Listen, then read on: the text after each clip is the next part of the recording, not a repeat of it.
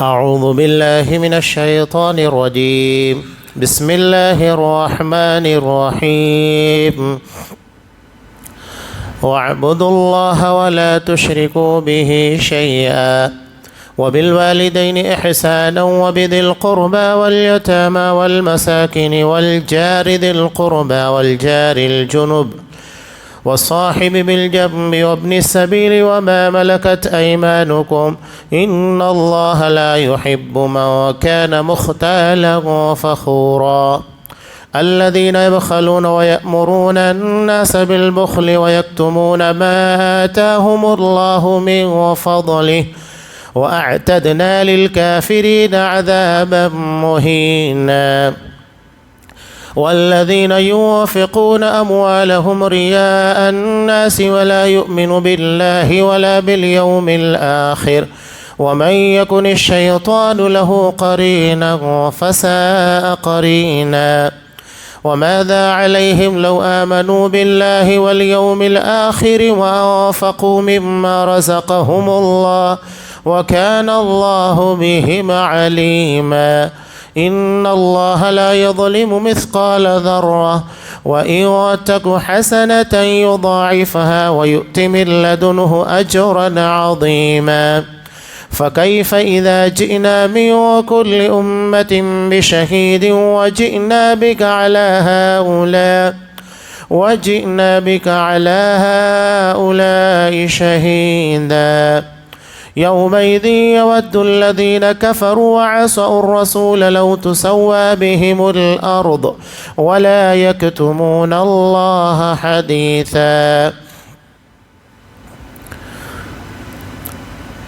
اور اللہ تعالیٰ کی عبادت کرو اور اس کے ساتھ کسی کو شریک نہ کرو، اور ماں باپ کے ساتھ سلوک و احسان کرو، اور رشتہ داروں سے اور یتیموں سے اور مسکینوں سے اور قرابت دار ہمسایہ سے اور اجنبی ہمسائے سے اور پہلو کے ساتھی سے اور راہ کے مسافر سے اور ان سے جن کے مالک تمہارے ہاتھ ہیں، غلام، لونڈیاں۔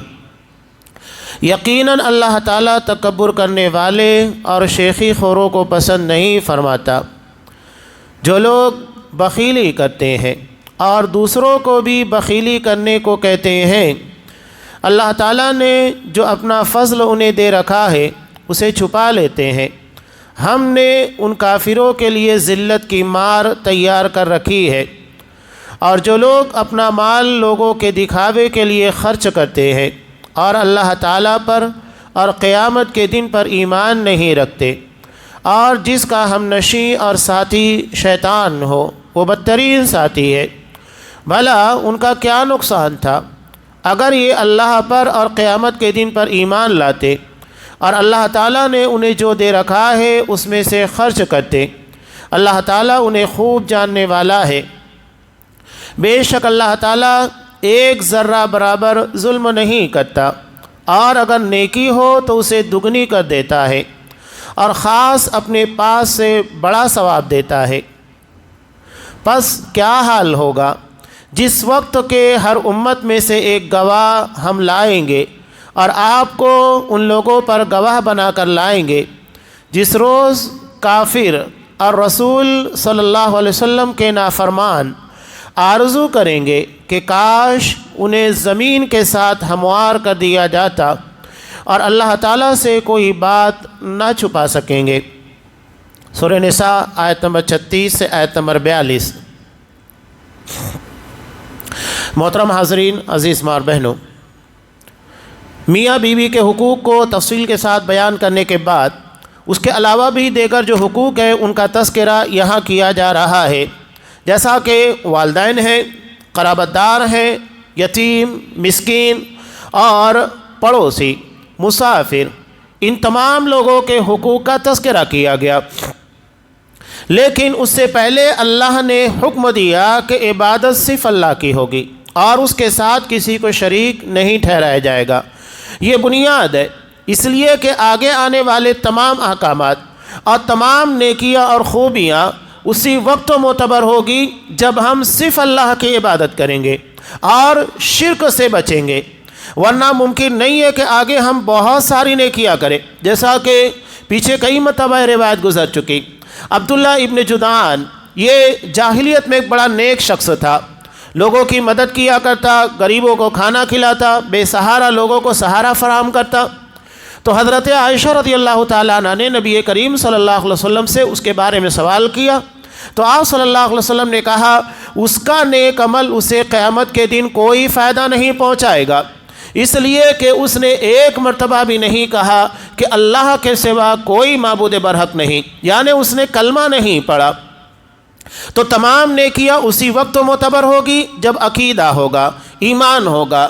بغیر عقیدہ ایمان کے آپ کتنی بھی نیکی کریں، دنیا میں بظاہر آپ نیک بن جائیں گے، لوگوں کے درمیان دریا دل بن جائیں گے، بہت سخاوت اور فیاضی کرنے والے مشہور ہو جائیں گے، دیاوان ہو جائیں گے، لیکن آخرت میں آپ کے لیے کوئی اجر نہیں ہوگا جب تک کہ ایمان اور عقیدہ درست نہ ہو۔ اس لیے اللہ نے حکم دیا کہ عبادت صرف اللہ کی ہوگی اور اس کے ساتھ شرک نہیں کیا جائے گا۔ بہت سارے لوگ اللہ کے ساتھ دوسروں کی عبادت کرتے، جیسا کہ مسلمانوں میں بہت سارے جو مسجد میں آ کر نماز بھی پڑھیں گے اور درگاہوں کے پر جانے کے بعد سجدہ ریز بھی ہوں گے، جو اللہ سے بھی دعا مانگیں گے، غیر اللہ سے بھی دعا مانگیں گے، تو یہ اللہ کو پسند نہیں۔ آپ کو صرف اللہ کا بننا ہے اور اکیلا اللہ اپنے بندے کے لیے کافی ہے، لہذا صرف اللہ ہی کی عبادت کی جائے، اس کے ساتھ شرک نہ کیا جائے۔ اب یہاں دوسرے نمبر کے پر جو سب سے بڑا حق حقوق العباد میں آتا ہے، بلکہ سورہ بنی اسرائیل میں اللہ تبارک و تعالیٰ نے فیصلے کے انداز میں کہا وَقَضَىٰ رَبُّكَ أَلَّا تَعْبُدُوا إِلَّا إِيَّاهُ وَبِالْوَالِدَيْنِ إِحْسَانًا، یہ اللہ نے فیصلہ کر دیا، یعنی اب اس کے پر عمل ہونا چاہیے، فیصلہ ہو چکا ہے، اب اس کے بارے میں کوئی کنتو پرنتو نہیں ہے۔ عبادت صرف اللہ کی ہوگی اور اس کے بعد والدین کے ساتھ احسان کرنا ہے۔ آج ہمارے یہاں بڑا مسئلہ بن چکا ہے، والدین اپنے بچوں کے تئیں جو شکایتیں کرتے ہیں بڑی افسوسناک ہے۔ اب اس میں کوتاہیاں دونوں جانب ہیں، ماں باپ اپنے بچوں کی تربیت صحیح طور پر نہیں کرتے اور جب اس کے نتیجے میں بچے بگڑتے ہیں تو ماں باپ کو شکایت ہوتی ہے اور اولاد اپنے ماں باپ کی شکایت کر رہے ہیں۔ غلطیاں دونوں طرف ہے، ہر کسی کو اپنی ذمہ داری نبھانا ہے۔ حضرت عمر فاروق رضی اللہ تعالیٰ عنہ کہتے ہیں کہ تمہارے اپنے بچے کی سب سے بہترین پرورش کرنے والی جو ہوتی ہے وہ ماں ہوتی ہے، لہذا رشتہ داری کے ٹائم عورتوں کو اچھے طریقے سے دیکھ کر لایا کرو، اس لیے کہ گھر کے پورے ماحول کو اسی کے پر منحصر کر دیا گیا ہے۔ ماں اچھی ہوگی، گھر کا ماحول بہتر ہوگا، بچوں کی تربیت بہتر ہوگی، یعنی وہاں سے شروعات ہوگی، عورت کے انتخاب بیوی کے انتخاب سے۔ اور اگر ہم نے وہاں غلط انتخاب کیا، ہمارا سلیکشن وہاں غلط رہا، تو اس کے نتیجے ہمیں پوری زندگی بھگتنا ہوگا۔ وہ بہتر بیوی ثابت نہیں ہوگی، بہتر ماں ثابت نہیں ہوگی، اور اس کے بعد جب یہ دونوں چیزیں بہتر نہیں ہوگی تو شوہر کی زندگی بھی اجیرن بن جائے گی اور بچے بھی بگڑ کر خراب ہو جائیں گے۔ تو والدین کے بارے میں اللہ نے حکم دیا، یہ حقوق العباد میں سب سے بڑا حق ہے، والدین کے ساتھ احسان کرنا۔ اور والدین میں بھی ماں کو باپ کے مقابلے میں 3 گنا زیادہ حق دیا گیا، جیسا کہ مسلم کی روایت، ایک صحابی نے آ کر اللہ کے رسول صلی اللہ علیہ وسلم سے پوچھا میرے حسن سلوک کا سب سے زیادہ حقدار کون؟ کہا کہ تیری ماں، کہا اس کے بعد، کہا تیری ماں، اس کے بعد کہا کہ تیری ماں، چوتھی مرتبہ سوال کیا تو کہا کہ تمہارا باپ، یعنی روپے میں 3 آنے ماں کو دیے گئے اور 1 آنا باپ کو دیا گیا، 1/4، اور ماں کو 3 حصہ دیا گیا ہے، اس لیے کہ ماں اپنے بچے کے تئیں 3 بڑی ذمہ داریاں جو نبھاتی ہے وہاں پر کوئی اور شامل نہیں ہوتا۔ سب سے پہلے 9 مہینے تک اپنے کوکھ میں رحم مادر کے اندر بچے کو رکھنا بڑا مشکل اور دشوار گزار پیریڈ ہوتا ہے۔ اس کے بعد پیدائش کا مرحلہ، جہاں پر وہ موت اور زندگی کے درمیان جوجھتی ہوئی بچے کو جنم دیتی ہے، اور تیسرا مرحلہ بچے کو دودھ پلانا، اس کی بہترین پرورش کرنا، جو تقریباً 1.5 پونے 2 سال تک منحصر ہوتا ہے۔ تو ان 3 جگہوں کے پر ماں اکیلی ہوتی ہے، باپ نہیں، وہ اکیلے تمام مشقتوں اور مصیبتوں کو اٹھاتی ہے۔ اس بنیاد کے پر شریعت اسلامیہ نے اس کے حق کو زیادہ رکھا ہے چونکہ وہ ذمہ داری زیادہ اٹھاتی ہے، پریشانی زیادہ اٹھاتی ہے، اس لیے اسے حق بھی زیادہ دیا گیا ہے۔ اب یہاں ماں کے بارے میں اللہ کے رسول نے کہا کہ ٹھیک ہے کہ تمہاری ماں کے قدموں کے نیچے جنت، ماں کے قدموں کے نیچے جنت کا مطلب یہ ہے کہ ان کی خدمت، آپ خدمت کریں گے تبھی جنت ملنے والی ہے۔ لیکن باپ یہ جنت کا دروازہ ہے، ایسا نہیں ہے کہ آپ صرف ماں کے پیچھے لگ جائے باپ کو چھوڑ دیں، نہیں، دونوں ضروری ہے۔ اگر آپ نے باپ کو راضی نہیں کیا تو دروازہ کھلے گا کہاں، آپ جنت میں داخل کہاں سے ہوں گے؟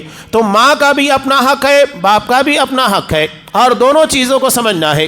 یہاں ایک بڑا پیارا واقعہ شاہ فہد رحمہ اللہ کے دور میں، خاص طور سے امریکہ اور برطانیہ، ان دو ملکوں میں اسلام کو لے کر کافی بدظنیاں، بدگمانیاں پھیلائی جا رہی تھی۔ تو شاہ فہد رحمہ اللہ نے خاص طور سے امریکہ اور برطانیہ کے لوگوں کے لیے ایک آرڈر جاری کیا کہ اس ملک کے رہنے والا کوئی بھی جو مسلمان نہیں ہے، نان مسلم، اگر وہ سعودی عرب آنا چاہتا ہے، اسلام کی اسٹڈی کرنا چاہتا ہے، تو اسے فری ویزا دیا جائے گا، آنے جانے کے تمام تر اخراجات سب گورنمنٹ کی ذمہ داری ہوگی۔ شاہ فہد رحمۃ اللہ علیہ نے اپنے ذاتی خرچوں کے پر تمام چیزوں کو اٹھایا۔ تو اب دو منچلے نوجوان جو کہ برطانیہ کے تھے، انہوں نے جب یہ اعلان دیکھا تو ازراہ مذاق سعودی قونصلیٹ میں گئے اور مذاق کے طور کے پر اپلیکیشن دے دیا۔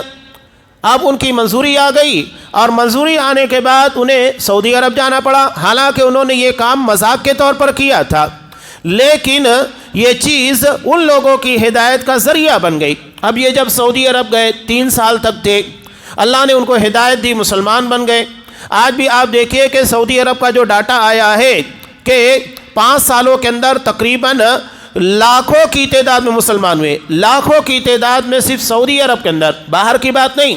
آج لوگ سعودی عرب کو اتنا بدنام کرتے ہیں، لیکن اس کی کوششوں اور کاوشوں کے پر کوئی نظر نہیں اٹھاتا، نہ ان کے جیسا عقیدہ دنیا میں کسی کا ہے۔ آپ کو پورے سعودی عرب کے اندر ایک مزار نہیں ملے گا، شرک کا اڈا نہیں ملے گا، بدعت خرافات آپ کو نہیں ملے گی، جو دین کی اصل ہے۔ ہاں کچھ خامیاں ہیں، تو خامیاں کہاں نہیں ہیں، ہمارے اپنے اندر جھانک کر دیکھ لیے، ہر کسی کے اندر کتنی خامی ہے، لیکن انسان ان تمام چیزوں کو چھوڑ کر صرف اسے بدنام کرنا، یہ اس کا شیوا بن چکا ہے، اچھائی اور خوبیوں کے پر کوئی نظر نہیں ہے۔ بہرحال اب شاہ فہد رحمۃ اللہ علیہ کے آرڈر کے مطابق جب یہ لوگ وہاں پر آ گئے، آنے کے بعد اللہ نے توفیق دی، توفیق دینے کے بعد یہ 3 سال اسلام کی بہترین اسٹڈی کرتے ہیں، اسلام کا علم حاصل کرتے ہیں، اور اس کے بعد واپس اپنے وطن جاتے ہیں۔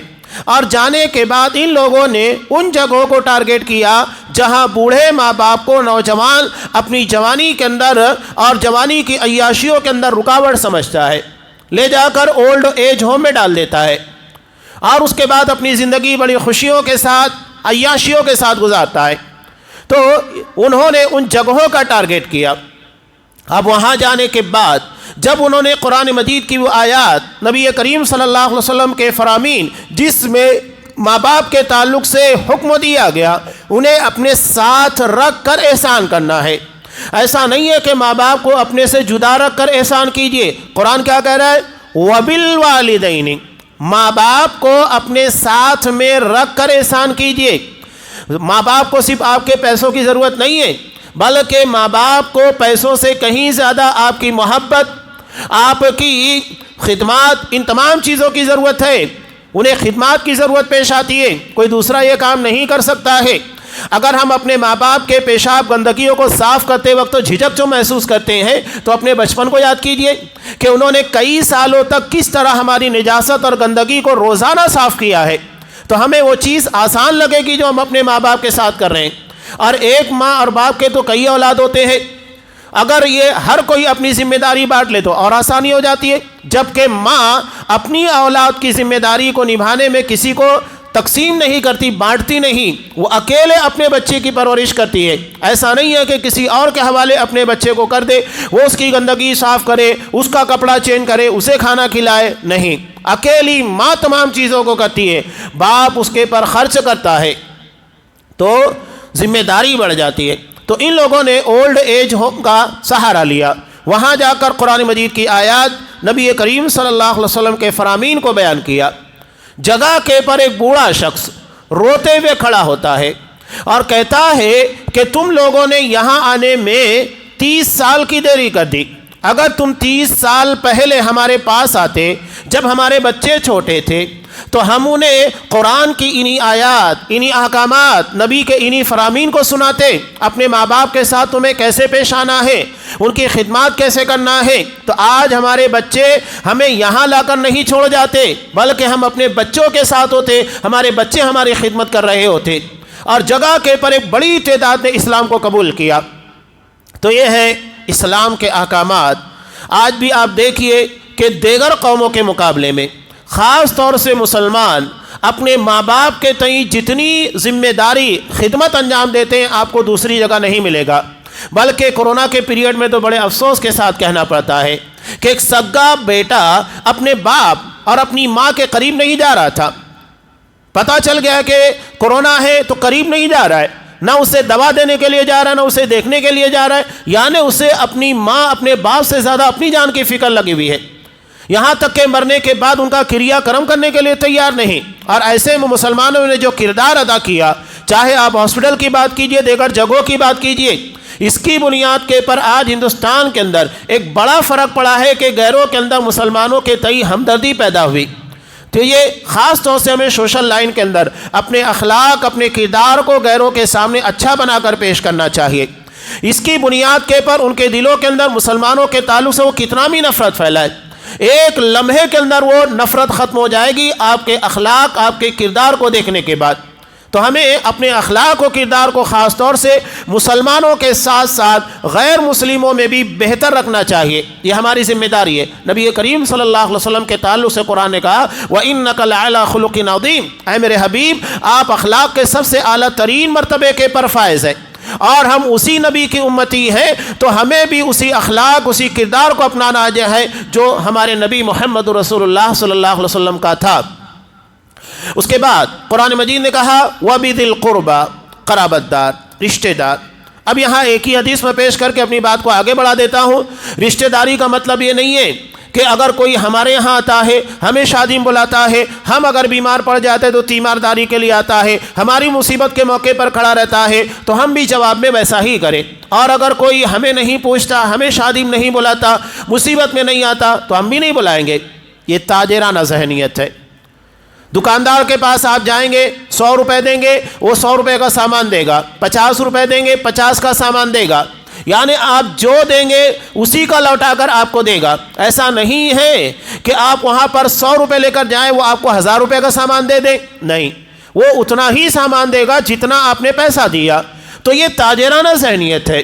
اور اسلام نے ہمیں رشتوں کے بارے میں تاجر نہیں بنایا بلکہ اپنے حقوق اور اپنے فریضے ذمہ داری کو ادا کرنے کا حکم دیا.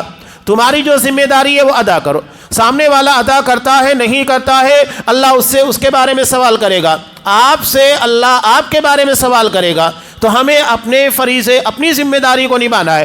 چاہے اپنے ماں باپ کے تعلق سے، اگر ہمیں لگتا ہے کہ ہمارے ماں باپ ہمارے ساتھ وہ رویہ نہیں اختیار کرتے جو کرنا چاہیے، اس کے بعد بھی ہمیں ان کی خدمت انجام دینا ہے. اگر ہمیں لگتا ہے کہ ہمارا بھائی، ہماری بہنیں، ہمارے قریب رشتہ دار وہ سلوک ہمارے ساتھ نہیں کرتے، وہ احسان نہیں کرتے جو کرنا چاہیے، اس کے بعد بھی ہمیں اپنی ذمہ داری کو نبھانا ہے، ان کے ساتھ احسان کرنا ہے. یہ نہیں کہ ان کی بدتمیزی کا جواب بدتمیزی سے دیں. مسلم کی روایت میں ایک صحابی نبی کریم صلی اللہ علیہ وسلم کے پاس آئے اور آنے کے بعد کہا ان لی قرابہ، میرے کچھ رشتہ دار ہیں، اصلہم ویقطعونی، میں ان سے رشتہ داری کو جوڑتا ہوں وہ کاٹ دیتے ہیں، وَأَحْلُمُ عَنْهُمْ وَيَجْهَلُونَ عَلَيَّ، میں ان کے ساتھ بردباری نرمی سے پیش آتا ہوں اور وہ میرے ساتھ جہالت نادانی کا مظاہرہ کرتے، وَأُحْسِنُ إِلَيْهِمْ وَيُسِيئُونَ إِلَيَّ، میں ان کے ساتھ احسان کرتا ہوں اور وہ میرے ساتھ بدتمیزی کرتے. اللہ کے رسول نے کہا لَإِن كُنْتَ كَمَا قُلْتَ، اگر بات وہی ہے جو تم کہہ رہے ہو، فَكَأَنَّمَا تُصِفُّهُمُ الْمَلَّ، تو گویا کہ تم ان کے چہروں کے پر گرم و راکھ مل رہے ہو. یعنی انہیں تکلیف پہنچ رہی ہے، تمہیں نہیں پہنچے گی، اس لیے کہ تم اپنا فریضہ، اپنی ذمہ داری ادا کر رہے ہو، اور وہ لوگ غلط کرنے کے بعد اس سزا کے مستحق ہو رہے ہیں، اس لیے کہ بدتمیزی وہ کر رہے ہیں، تم نہیں کر رہے ہو. اس کے بعد آپ نے کہا وَلَا يَزَالُ مَعَكَ مِنَ اللَّهِ ظَهِيرٌ مَا دُمْتَ عَلَىٰ ذَلِكَ، اللہ کی طرف سے برابر ایک مددگار تمہارے ساتھ رہے گا جب تک کہ تم اپنی اسی حالت پر رہو گے، یعنی ان کی بدتمیزی، ان کی نادانی، جہالت، رشتے کو توڑنا، ان تمام چیزوں کو برداشت کرتے رہو گے تو اللہ تمہارے لیے مددگار نازل کرے گا۔ اللہ کے رسول نے یہ نہیں کہا کہ اگر وہ لوگ تمہارے ساتھ بدتمیزی کر رہے ہیں، رشتے کو توڑ رہے ہیں، نادانی جہالت کا مظاہرہ کر رہے ہیں، تم بھی وہی کام کرو۔ ہمارے یہاں لوگ کیا سکھاتے پڑھاتے ہیں، ارے وہ تمہارے ساتھ ایسا کر رہا ہے، کیا ضرورت ہے، پھینکو اس کو اٹھا کر۔ اینٹ کا جواب پتھر سے دینا چاہیے، یہ اسلامی مزاج نہیں ہے۔ کوئی ہمارے ساتھ کتنی، بلکہ اللہ کے رسول صلی اللہ علیہ وسلم نے کہا کہ اگر کوئی تمہیں محروم کرے، جو تمہارا حق ملنا چاہیے نہ دے تو تم اسے عطا کرو۔ ایسا نہیں ہے کہ وہ تمہارے ساتھ جہالت کا مظاہرہ کرے تو تم بھی کرو، نہیں، بلکہ تم اچھائی کا مظاہرہ کرو۔ ایک عام مثال میں اکثر دیتے رہتا ہوں کہ اگر ہمارے کپڑے یا جسموں کے پر گندگی لگ جائے تو کیا ہم اسے گٹر کے پانی سے، نالے کے پانی سے صاف کریں گے؟ نہیں، وہ تو اور گندا ہو جائے گا۔ تو یہ اینٹ کا جواب پتھر سے جو دینا ہے نا، اس کی مثال یہی ہے کہ اگر کوئی ہمارے ساتھ بدتمیزی کرتا ہے، ایک گالی دیتا ہے، دو گالی دیتے ہیں، وہ ہمیں ایک تھپڑ مارتا ہے، ہم اس کو دو تھپڑ مارتے ہیں، نہیں، یہ اسلامی مزاج نہیں ہے۔ اسلامی مزاج یہ ہے کہ اگر کوئی ہمارے ساتھ بدتمیزی کرے تب بھی آپ اس کے ساتھ احسان کرو، کوئی ہمیں کاٹنے کی کوشش کرے پھر بھی اسے جوڑنے کی کوشش کرو، یہ اسلام ہے۔ اور اسی مزاج کے ساتھ مسلمان زندہ رہ سکتا ہے۔ اگر ہم نے اس مزاج کو ختم کر دیا تو ہم مسلمان نہیں ہیں۔ تو رشتہ داروں کے ساتھ اللہ کے رسول صلی اللہ علیہ وسلم نے ان کے کاٹنے کے باوجود بھی حکم دیا کہ انہیں جوڑنے کی کوشش کی جائے۔ اس کے بعد تیسرے نمبر کے پر آتا ہے والیتامی، یتیموں کے ساتھ۔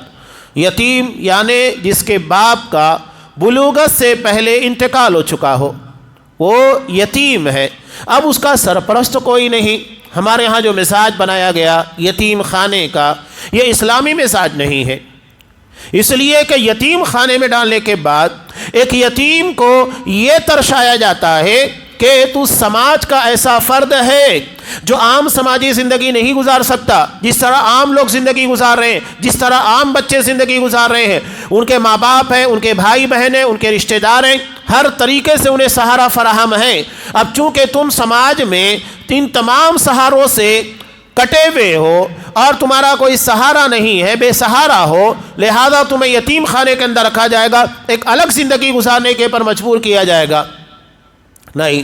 اللہ کے رسول صلی اللہ علیہ وسلم نے کہا، بخاری کی روایت، انا وکافل الیتیم کہاتین فی الجنہ، میں اور یتیم کی کفالت کرنے والا۔ کفالت کا مطلب، دوسری جگہ اللہ کے رسول نے کہا کہ سب سے بہترین گھر وہ ہے جس میں کسی یتیم کی پرورش کی جاتی ہے، گھر میں الگ سے یتیم خانہ نہیں، اناتھ آشرم نہیں، بلکہ اپنے گھر میں رکھو تاکہ نفسیاتی طور کے پر اسے یہ احساس نہ ہو کہ اگر میرا باپ نہیں ہے تو باپ کی جگہ کوئی ہے جو میری سرپرستی نبھاتا ہے اور میرے تمام امور کی نگرانی کرتا ہے۔ ماں نہیں ہے تو ماں کی جگہ کوئی ممتا کی ماں کی محبت دینے والی ہے، ممتا کا پیار دینے والی ہے۔ بھائی بہن نہیں ہے تو گھر میں رکھ کر انہیں بھائی اور بہن کا پیار دیجیے گا۔ یہ ہے اسلامی مزاج، انہیں سماج سے کاٹنا نہیں ہے۔ تو ان لوگوں کو اپنے سماج سے جوڑ کر گھروں کے اندر رکھ کر ان کی پرورش کی جائے۔ تو اللہ کے رسول نے یتیم کی کفالت کرنے والے کو کہا، میں اور وہ جنت میں ان دو انگلیوں کی طرح، یعنی مرتبے میں فرق ہوگا، نبیوں کا مقام سب سے بلند ہے اور اس کے بعد ان لوگوں کا ہوگا، یعنی نبی سے بہت قریب ہوگا جنت کے اندر۔ اس کے بعد ہے مسکین۔ مسکین اسے کہتے ہیں جس کے پاس اتنا مال نہ ہو جو اس کی ضروریات زندگی کو پورا کر سکے، مال ہو۔ فقیر اور مسکین کے درمیان یہی فرق ہے۔ فقیر اسے کہتے ہیں جو بالکل کنگال ہو، اس کے پاس کچھ نہ ہو، اور مسکین اسے کہتے ہیں اس کے پاس ہو لیکن اتنا نہیں جس سے اس کی ضرورت پوری ہو سکے۔ تو مسکینوں کی مدد کی جائے، ان لوگوں کے لیے فنڈ۔ اب مثال کے طور پر بہت سارے والدین ایسے ہوتے ہیں جو اپنے بچے کو پڑھانا چاہتے ہیں لیکن ان لوگوں کے پاس اتنی انکم نہیں ہوتی ہے جس سے وہ اپنے بچے کو پڑھا سکے۔ آپ ان کی تعلیم کے اندر سہارا بننے کی کوشش کیجئے گا۔ اگر ان کے گھر میں راشن کی کمی ہو رہی ہے آپ اسے پورا کرنے کی کوشش کیجئے۔ تو یہ بہت بڑی چیز ہے۔ اس کے بعد یہاں پڑوسیوں کے حقوق بیان کیے گئے، والجار ذی القربى والجار الجنب والصاحب بالجنب۔ یہاں کئی قسم کے پڑوسیوں کا تذکرہ ہے کہ والجاری ذی القربہ، وہ پڑوسی جو ہمارا قرابت دار رشتہ دار ہو، والجار الجنوبی، اور پہلو کے ساتھی اور اجنبی ہمسائے سے اور پہلو کے ساتھی سے۔ پڑوسی کئی طرح کے ہوتے ہیں اور اس کے حقوق اس کے اپنے مقام کے اعتبار سے طے ہوتے ہیں۔ مثلا اگر ہمارے پڑوس میں رہنے والا مسلمان ہے، قریبی رشتہ دار ہے اور پڑوسی ہے تو تین حق ہوتا ہے۔ حق اسلام، مسلمان ہونے کی بنیاد پر اس کے ساتھ حقوق اور ذمہ داریوں کو نبھانا۔ دوسرا ہے قرابت داری، رشتہ داری کا حق ہوتا ہے۔ اور تیسرا پڑوسی کا۔ اگر ہمارے پڑوس میں رہنے والا یہ مسلمان نہیں ہے لیکن ہمارا قریبی رشتہ دار ہے، نان مسلم ہے، تو یہاں پر دو حق نکلتے ہیں، ایک پڑوسی کا اور دوسرے قرابت دار کا، قریبی رشتہ دار کا۔ اگر ہمارے پڑوس میں رہنے والا یہ پڑوسی ہے، وہ مسلمان ہے لیکن ہمارا رشتہ دار نہیں ہے، تو دو حق نکلتے ہیں، حق اسلام اور حق قرابت، رشتہ دار اپنے حق جوار یعنی پڑوسی ہونے کا۔ اگر ہمارے پڑوس میں رہنے والا نہ مسلمان ہے نہ ہمارا قریبی رشتہ دار ہے، صرف پڑوسی ہے، تو ایسی صورت میں ایک حق نکلتا ہے، حق جوار، پڑوسی کا۔ تو اسلام نے جیسے جیسے مقام ہوگا اس کے اعتبار سے ان لوگوں کے فریضے اور ذمہ داریوں کو بڑھا دیا ہے۔ یہاں تک کہ ایک روایت میں ہے مسلم کی، اللہ کے رسول صلی اللہ علیہ وسلم اپنے پڑوسیوں کے حضرت جبرائیل کے بارے میں کہتے برابر مجھے وصیت کرتے رہے، یہاں تک کہ مجھے محسوس ہوا کہ کہیں انہیں ہمارے مال کے اندر، ہماری پراپرٹی کے اندر حقدار نہ قرار دے، اتنا زیادہ پڑوسیوں کے بارے میں تلقین کیا کرتے۔ اس کی وجہ کیا ہے؟ اگر ہمارے گھر میں کوئی پرابلم آتا ہے، خوشی ہو، غم ہو، کوئی حادثہ پیش آ گیا، سب سے پہلے ہمارے دروازے پر مدد کے لیے آنے والا ہمارا پڑوسی ہوگا۔ اگر ہمارا کوئی کتنا بھی قریبی دوست ہو یا کتنا بھی قریبی رشتہ دار ہو، ہمارے ماں ہو، باپ ہو یا ہمارا بھائی ہو، اگر وہ ہم سے تھوڑا دوری کے پر رہتا ہے وہ تو نہیں آئے گا نا، اس کو بعد میں آئے گا۔ سب سے پہلے ہمارے دروازے کے پر ہماری خوشی، ہمارے غم، مصیبت میں آنے والا ہمارا پڑوسی ہوتا ہے، لہذا اس سے اچھے تعلقات ہونا چاہیے۔ اچھے تعلقات ہوں گے تو اس کا فائدہ ہمیں ہوگا، اور اگر پڑوس کے ساتھ ہمارے معاملات نہیں جمتے ہیں تو سمجھ لیجئے کہ ہمارے لیے درد سر بہت بڑا ہے۔ اس لیے کہ ہم یہ گھر میں ہیں تب بھی ٹینشن، پتہ نہیں اس کے ساتھ کچھ انبن بن جائے، کچھ لڑائی جھگڑا ہو جائے، یا اگر ہم باہر جاتے تب بھی ٹینشن، پتہ نہیں بچوں کا کیا ہوگا، کہیں ہمارا پڑوسی ہمارے کو تکلیف نہ پہنچائے، بچوں کو کچھ تکلیف نہ دے، گھر کی عورتوں کو تکلیف نہ دے، ٹینشن بنا رہتا ہے۔ اسی لیے اللہ کے رسول نے پڑوسیوں کے ساتھ اچھا رویہ اختیار کرنے کا حکم دیا، بلکہ آپ نے کہا کہ وہ مومن نہیں کہ جس کی شرارتوں سے اس کا پڑوسی مامون نہ ہو، محفوظ نہ ہو۔ اگر ہماری شرارتوں سے ہمارا پڑوسی محفوظ نہیں ہے تو ہم مومن نہیں ہے، ہمارے ایمان کی علامت میں کمی ہے۔ اس کے بعد ہے وَالصَّاحِبُ بِالْجَنْبِ وَابْنِ السَّبِيلِ، صاحب بالجنب یعنی جو ہمارے بازو میں بیٹھ کر سفر کر رہا ہے۔ اسلام میں اگر آپ غور کریں گے، اسلام حقوق ادا کرنے والا دین ہے۔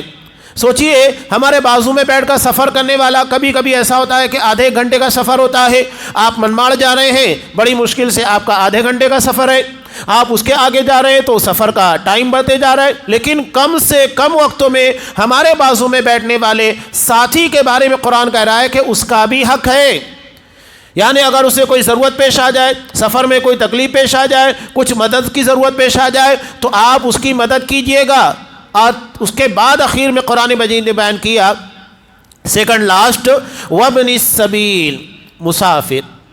کبھی کبھی انسان مسافر ہوتا ہے اور حالت سفر میں اس کے ساتھ پرابلم آ جاتے ہیں، کبھی اس کا مال لوٹ لیا جاتا ہے، جیب کاٹ لی جاتی ہے، کوئی اور پرابلم آ گیا ہے، تو ایسے وقتوں میں اس کے ساتھ حسن سلوک کرنا ہماری ذمہ داری ہے۔ وما ملکت ایمانکم، آخری میں قرآن مجید نے اس آیت کے اندر کہا کہ جو تمہارے ماتحت ہے، غلام ہے، لونڈی ہے، نوکر چاکر ہے، امپلائی ہے، آپ اپنے کارخانے کے مالک ہیں، آپ کے کارخانے میں مزدور ہیں جو آپ کے ہاتھوں کے نیچے کام کر رہے ہیں، آپ ہوٹل چلا رہے ہیں یا تو کوئی اور جگہ ہے، فیکٹری وغیرہ، آپ کے ہاتھوں کے نیچے کام کرنے والے لوگ ہیں، تو آپ کی ذمہ داری ہے ان کے ساتھ اچھا سلوک کیجیے، ان کے ساتھ بدتمیزی مت کیجیے۔ بہت ساری جگہ پر یہ مسئلہ پیش آتا ہے، مالک اپنے نوکروں کو گالی دیتا ہے، बुरी बुरी बातें सुनाता है, मार भी देता है।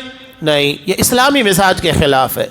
सहाबा तो अपने गुलामों के बारे में डरा करते थे, और अगर गुलाम को कभी मार दिया तो उसकी आज़ादी, उसको आज़ाद कर दिया करते कि इसकी आज़ादी ही दरअसल हमारे लिए उस गुनाह का कफ़ारा है। एक मरतबा एक सहाबी ने, अब उनकी लौंडी थी, मुस्लिम की तवील रिवायत है, बकरियां चरा रही थी, और बकरियां चराते वक्त तो मसला ये हुआ कि भेड़िया आया और एक बकरी को उठा ले गया, और जब उन्हें मालूम हुआ तो बहुत गुस्सा हुए और गुस्से के अंदर उस लौंडी को एक थप्पड़ मार दिया। लेकिन बाद में उन्हें एहसास हुआ कि मुझे काम नहीं करना था, इसलिए कि वो भी औरत ज़ात है और इतनी सारी बकरियों को संभालना और भेड़िए जैसे दरिंदे से बचाना उसके लिए कहाँ मुमकिन था। उसके बस में तो था नहीं कि भेड़िए से बकरी को छुड़ा ले जाती। अल्लाह के रसूल सल्लल्लाहु अलैहि वसल्लम के पास लेकर आए और कहा कि अल्लाह के रसूल, मैंने आज़ाद करना चाहता हूँ।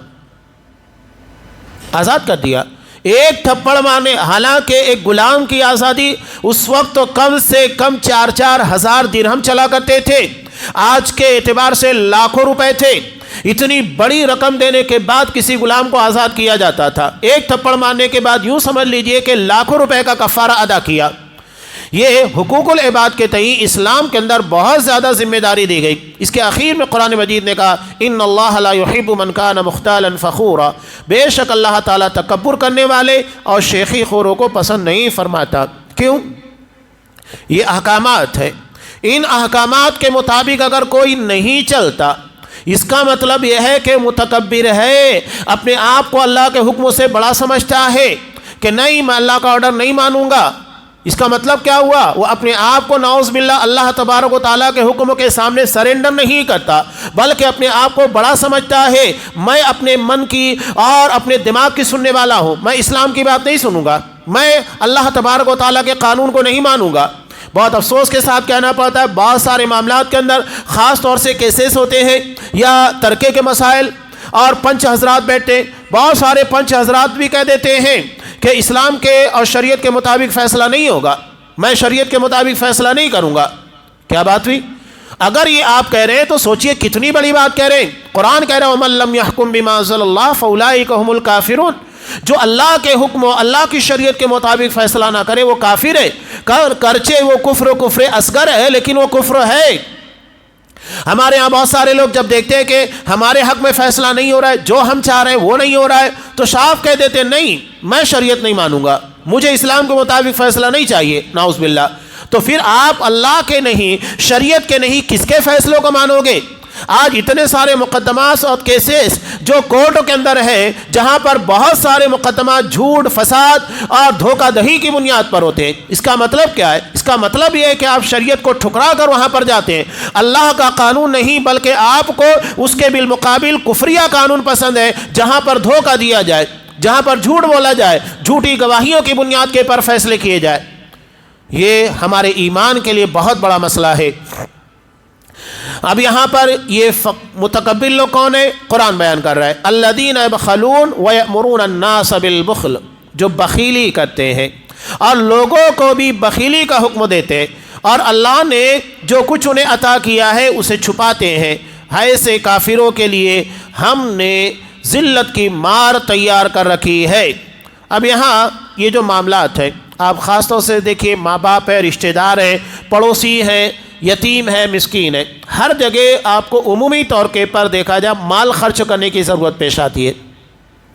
इसीलिए कुरान ने बखीली का तज़किरा किया, यानी जब ज़रूरत पेश आए इनके पर अपना माल खर्च करो, इन्हें माल के ज़रिए मदद पहुँचाओ, और अगर कोई मदद नहीं पहुँचाता है तो उन्हीं बखीलों के बारे में यहाँ कुरान कह रहा है कि जो बखीली करते हैं दूसरों को भी बखीली का हुक्म देते हैं। अल्लाह ने जो दिया उसको छुपाते हैं। कोई पूछ लेता है कि मुझे कुछ मदद की ज़रूरत, आपका दीजिए, अरे नहीं, पगार देने को भी पैसा नहीं है, घर में खर्चा चलाने के लिए पैसा नहीं है, हालांकि धूम मस्ती अच्छे तरीके से हो रही है, खाना पीना तमाम चीज़ें अपनी जगह पर है, फ़ौरन झूठ बोलेंगे। तो ये अल्लाह की नेमतों को छुपाना है।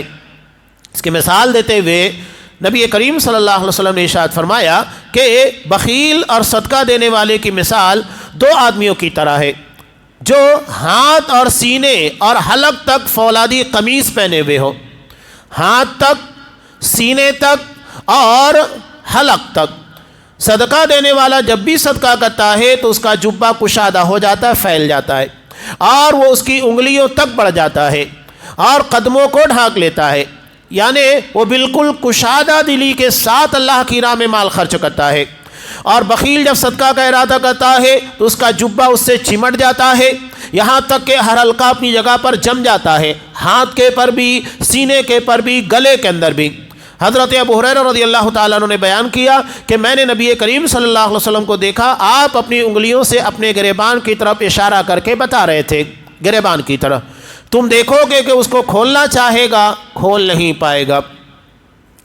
آگے قرآن مجید نے ارشاد فرمایا کہ اللہ کسی کے ساتھ ظلم نہیں کرتا، ایک ذرہ ظلم نہیں کرتا، یہ مکافات عمل ہوتا ہے، یعنی ہماری کوتاہی، ہماری غلطیوں کے صلے میں اللہ جب مکافات عمل کے طور پر ہمارے پر سزا نازل کرتا ہے تب ہمیں احساس ہوتا ہے۔ اب مثال بالکل سیدھی، آج جب ہندوستانی سطح کے پر لگتا ہے ہمارے پر ایک گورنمنٹ ہے جو ظلم کر رہی ہے، زیادتی کر رہی ہے، ہمارے حقوق، واجبات، وقف کی زمین، ان تمام چیزوں کو غصب کرنا چاہتی ہے، تو ذرا ہم بھی غور کریں، کیا مدرسے اور مسجدوں کے معاملات میں ہم کلیئر ہیں؟